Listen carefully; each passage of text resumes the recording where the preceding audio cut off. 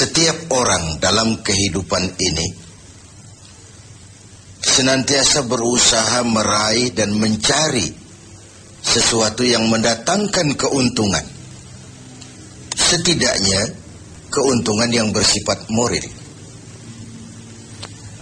Ini berarti bahwa setiap orang pun dalam hidup ini selalu berusaha menghindari hal-hal yang bisa membawa kepada kerugian. Sekurang-kurangnya kerugian yang bersifat moral. Apa yang mendatangkan keuntungan, apa pula yang membawa kerugian, persepsi setiap orang pasti berbeda tentang itu. Ada yang beranggapan dia akan beruntung kalau pangkatnya naik, jabatannya menjadi tinggi, hartanya bertambah, tanahnya makin luas, pabriknya makin besar, dan begitu seterusnya.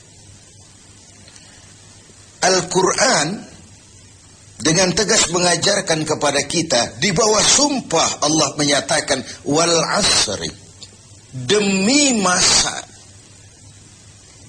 innal insana lafi khusr, sesungguhnya manusia pasti berada di dalam kerugian.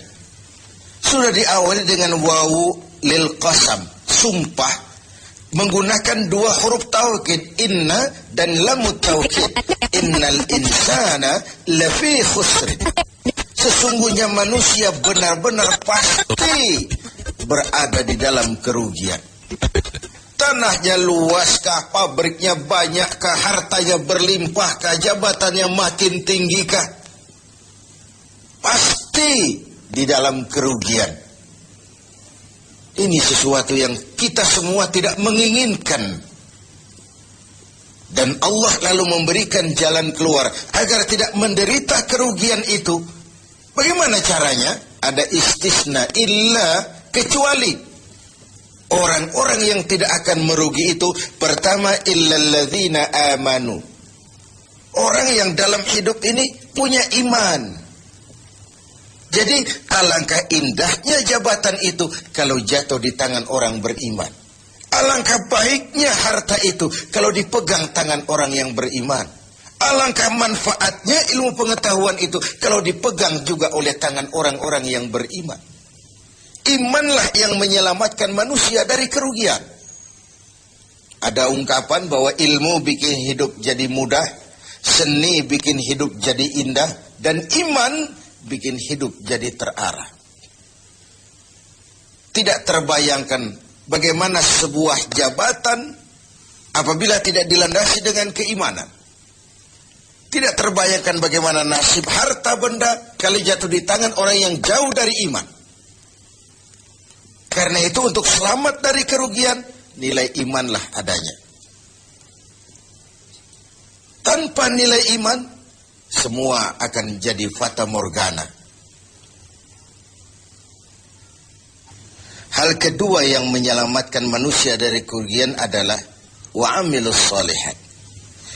Iman tadi dibuktikan dengan amal saleh. Sebab apa? Iman adalah generator. Iman adalah power yang melahirkan energi dan menimbulkan gejala. Seseorang beriman atau tidak bisa kita lihat. Tapi bisa kita dinilai dari gejala yang ditimbulkan oleh nilai iman tadi. Dalam bentuk amal saleh. Sehingga dalam keseharian kita bisa bilang, orang itu imannya bagus ya. Kok tahu kamu? Sujudnya hebat. Orang itu imannya bagus ya. Kok ngerti kamu? Sedekahnya berani. Orang itu imannya tinggi ya. Kok tahu kamu? Jihadnya luar biasa. Iman sesuatu yang abstrak, tetapi dia menimbulkan gejala, dan gejalanya tidak lain adalah amal yang saleh. Kalau sebuah power generator tidak menimbulkan gejala, tentu terjadi something wrong.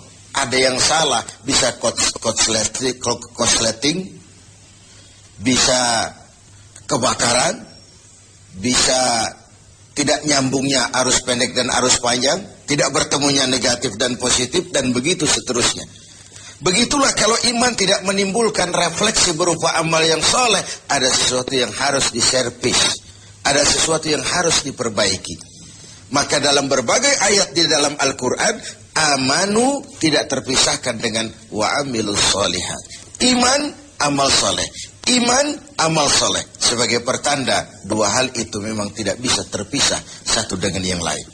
Tak bisa secara tenang-tenang orang berkata, saya biar pelit iman saya kuat loh. Saya biar tidak sholat iman saya mantap mas. Saya biar tidak pernah jihad tapi iman saya luar biasa. Tidak mungkin logika seperti itu. Setiap amanu melahirkan gejala yang disebut amal saleh. Ini hal yang ketiga. Yang keempat, setelah iman dan amal saleh, tawasaw bil haq, saling menasihati dalam kebenaran, bukan dalam kebatilan, bukan dalam kemunkaran. Setiap kita berkewajiban menegakkan yang ma'ruf, mencegah yang munkar sesuai dengan bidang dan kemampuan kita masing-masing. Orang yang selamat dari kerugian selalu nasihat menasihati dalam kebenaran, betapapun resikonya, betapapun kondisi masyarakatnya. Tegar, dan ini pernah diingatkan oleh Rasul, akan selalu ada di tengah umatku sekelompok orang yang tegak menyatakan kebenaran. Dia tidak takut risiko yang tumbuh karenanya. Sebagai yang diungkapkan oleh Napoleon, kalau ada 1000 penegak kebenaran, saya satu di antara yang 1000 itu. Kalau ada 100 orang yang menegakkan kebenaran, saya juga satu dari yang 100 itu. Kalau ada 10 orang yang menegakkan kebenaran, saya pun satu dari yang 10 itu. Kalau hanya 1 orang yang berjuang menegakkan kebenaran, sayalah yang satu itu. Walaupun besok langit akan runtuh, bumi akan bergulung, kebenaran tetaplah kebenaran. Orang yang tegar menghadapi kebenaran makin langka. Orang yang tidak larut di dalam memperjuangkan kebenaran semakin sedikit jumlahnya.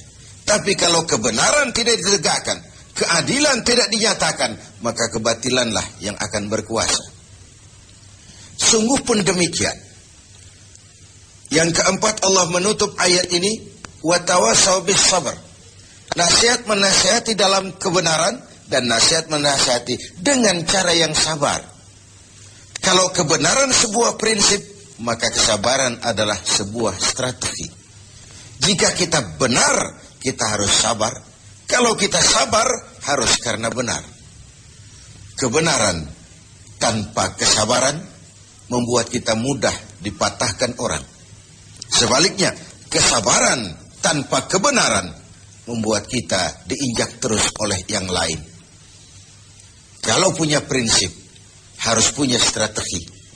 Strategi digunakan untuk sebuah prinsip.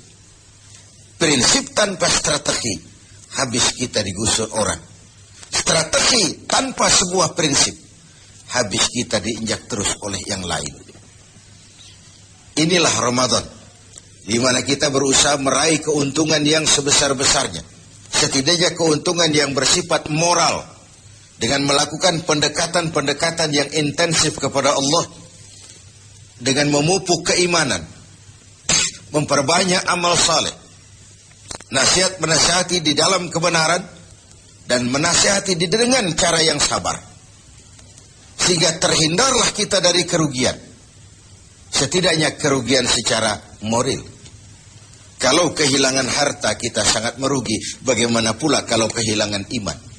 Bagaimana pula kalau kita kehilangan amal saleh, menghadap Allah tidak ada bekal yang kita bawa?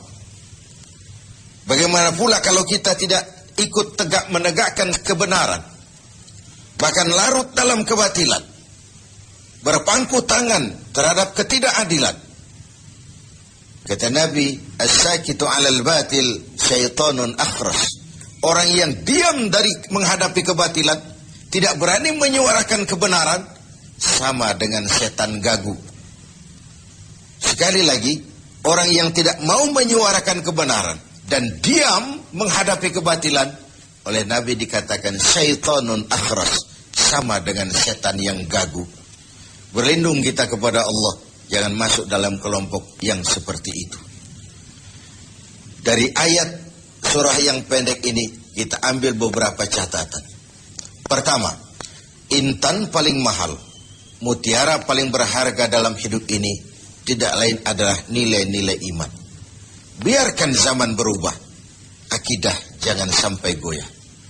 Silahkan masa berganti, keyakinan jangan jadi mati.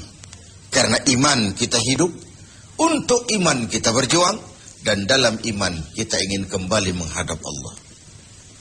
Yang kedua, buah daripada iman adalah amal soleh. Amal soleh refleksi yang ditimbulkan oleh nilai-nilai keimanan. Bahkan diketahui iman seseorang dari amal soleh yang dikerjakannya. Yang satu merupakan fondasi, yang lain merupakan hasil buah dari fondasi yang kokoh itu tadi. Dalam Al-Quran Allah menjelaskan, huwallazi khalaqal mauta wal hayata liyabluwakum ayyukum ahsanu amala. Dialah Allah yang telah menciptakan hidup, yang telah menciptakan mati bagi kamu sebagai ujian, siapa di antara kamu yang paling banyak amal salehnya. Ada hidup dan mati sebagai batu ujian untuk mengetahui siapa yang terbanyak amal salehnya. Kemudian yang ketiga, kita harus tetap tegak melaksanakan kebenaran, tapi dengan cara yang sabar, dengan tetap menggunakan strategi. Haqqun bila nizamin yaghlibuhul batilu binizamin. Kebenaran tanpa strategi bisa dikalahkan oleh kebatilan yang memakai strategi. Kebenaran yang tidak terorganisir akan bisa dilumpuhkan oleh kebatilan yang terorganisir. Maka diperlukanlah semangat kebersamaan untuk menegakkan yang ma'ruf dan mencegah yang munkar bagi kemaslahatan kita sebagai umat dan juga sebagai